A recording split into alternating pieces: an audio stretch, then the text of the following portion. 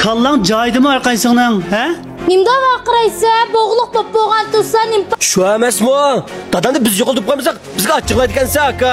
Ya dadamni men bir ish qilib qo'ymsam ya. 5-qism. Bu farzandlarga qarang.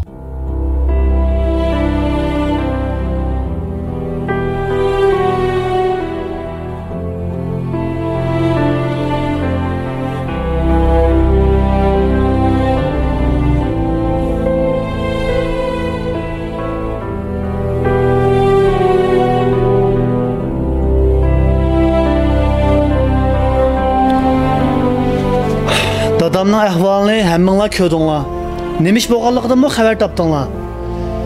Shu topda nimani qilgan bilan bu ishlar asli kelmaydi. Halimi yaxshi dadamning ta'livi ekan. Bo'lmasa dadamdan ayrilib qolgan bo'lardik. Bu bizga cho'ng bir ogohlantirish bo'ldi deb kularim.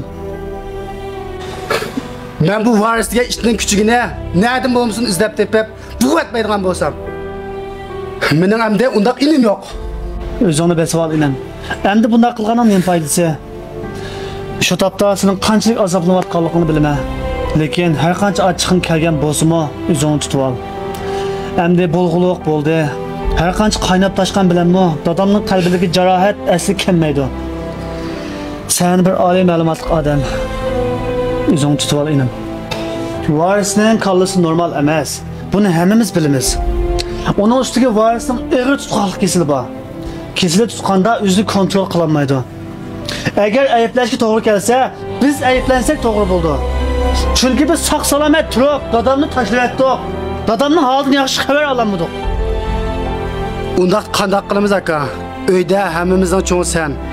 Bu ishga sen yaxshiroq yo'l ko'rsatgin.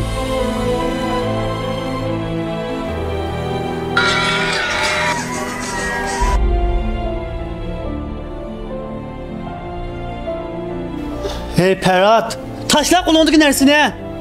Uyda mushunda cho'ng ishlar bo'lavatsa, hech bo'lmagandek telefon o'ynab o'tiramsan? Sen mushoyning odamigo, sen bu dadamning balasigo. Acaba dadam azroq ishing og'rimidimi? Qani gap qila. Sen bu nima ish qilyapsan Qadray? Mushunda vaqtimi qo'lingga bir narsa sugab o'tiramsan? Nima qilsang-chi? Aqlsiz beg'araz.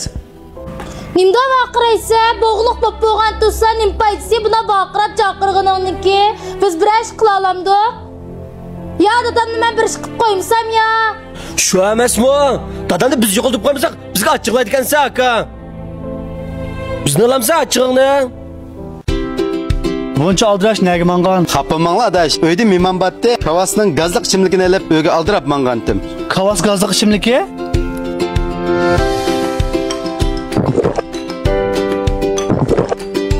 Acab xodin chiqdimi? Busini nereden satib olganmiz? Kavas gazliq ichimliklarni top va parcha sotib olish uchun 183 99 00 77 79 mush nomerlar aloqalashib sotib olsanglar bo'ldi. Nima? Hey, nima deyapsan? Kallang joyidimi orqaysingning, ha? Shu topda dadam kasal azobidan qiynalsa, mushunda gaplarni qilishni xijil bo'lishmamsa? Yot odam bo'lsa-mu, dadamning hozir holatiga ish og'irtidi. Lekin bu ishkingda dadamga bo'lgan ish og'irtish deydigan narsa yo'qmi? Acaba senlarning ko'ngli shuncha xotirjammi ya? Bilib qo'yish.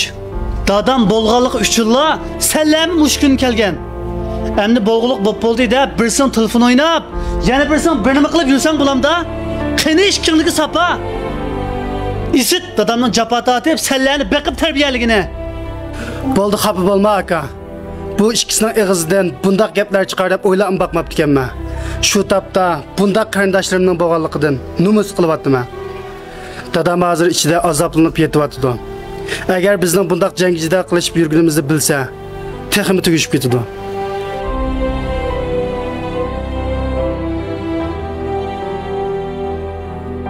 Biz hammamiz dadamning hozir holatini xush bo'lsak bo'ldi.